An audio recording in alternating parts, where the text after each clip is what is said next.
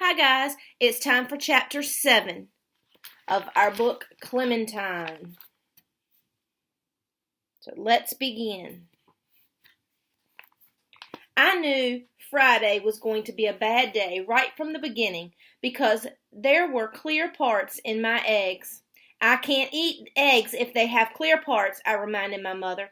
Eat around them, she said. Just eat the yellow parts or the white parts. I couldn't because the clear parts had touched the yellow parts and the white parts. So all I had was toast. Have you got all your stuff? My dad asked as I was leaving. Of course, I said, right in my backpack. But then when I went to show him my homework, 3 sentences about the planet Saturn, which I had decorated with a picture of some squirrels I'd seen in the park, it wasn't there. Better go check the black hole, he said. I gave my dad that's not funny look, but I went back to my room to check. The black hole is what my dad calls the place under my bed. He says things mysteriously disappear there. I do not think fathers should be comedians. My homework paper was not under my bed, and the rest of the day got worse. On the bus, Margaret walked right past our usual seat and sat down next to Amanda Lee, even though all Amanda Lee can talk about is going to the mall, which is boring. Plus, anyone with a name as beautiful as Amanda Lee probably made it up. Oh. Then, as soon as I got to school, the teacher said, the following students are excused from recess so they can catch up on their journal writing, and I was one of the following students. 3 times during journal writing, the teacher said, Clementine, you need to pay attention, and every time he said it, I was paying attention. I was paying attention to the window where the 4th graders were playing pickle in the middle. Whenever the ball came anywhere near Margaret and Amanda Lee, they grabbed each other and shrieked like they were being murdered, which everyone knows means we're best friends. When the teacher moved my seat away from the window, I was glad. And I wrote all over my journal page, I don't care. So hard my pencil broke. When I got home from school, I was planning on going straight to my room to draw a picture of me with a new best friend. But my dad was putting on his raincoat, and it is not raining out.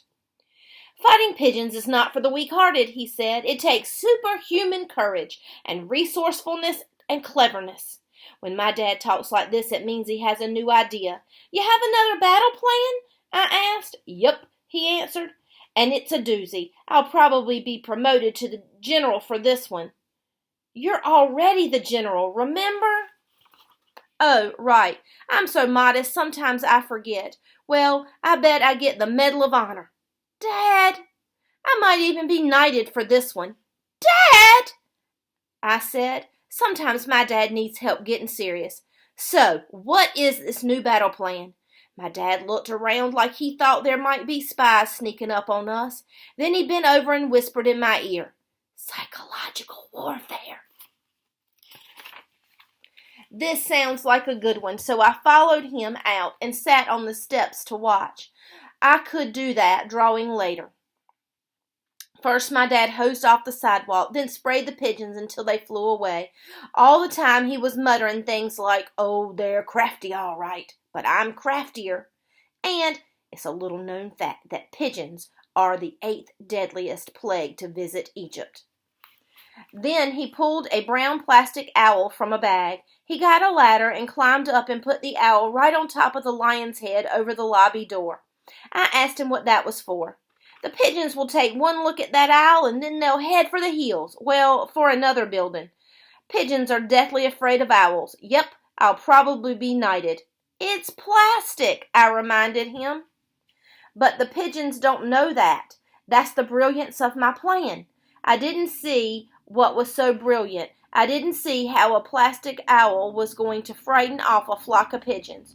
Who fought over who would get to sit on the head of the roaring lion? And while we stood there, Dad admiring his brilliant battle plan and me worrying about it, the pigeons came back. They settled on their regular perches all over the front of our building, except for a few who decided to sit on the owl's head. What my dad needed was something real. Polka Dotty would have scared them off. Dad put the ladder and his raincoat away and came over and sat beside me. You still miss her, don't you, sport? I nodded. I miss seeing her when I get home from school. I miss patting her where her fur was so soft. There's the owl.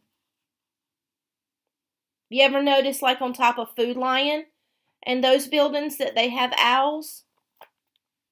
Where her fur was so soft under her neck. I miss hearing her purr when I fall asleep. I even miss the smell of her cat food. That's a lot of missing, my dad said. And she would have scared off those pigeons, wouldn't she? Absolutely. That was one terrifying cat. Dad, she would have been terrifying to pigeons, I said. And then I had one of the most astonishing ideas of my whole career. There they are, sitting there talking. I jumped up and gave my dad a kiss right where his beard stopped being crunchy. Then I ran back into the apartment, went to my bedroom, and reached under the mattress where I kept my favorite pictures of Dottie. Then I ran to the copy store at the corner. Can you make this bigger? I asked. How big do you want it? The clerk asked. I took out my wallet and laid all my birthday money on the counter. How big can you make it for this much? The clerk counted my money and thought for a moment. I can make that cat size for a German Shepherd.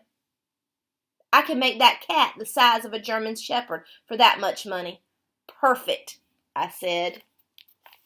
So he's going to make that picture of her cat as big as a German Shepherd, as big as a dog.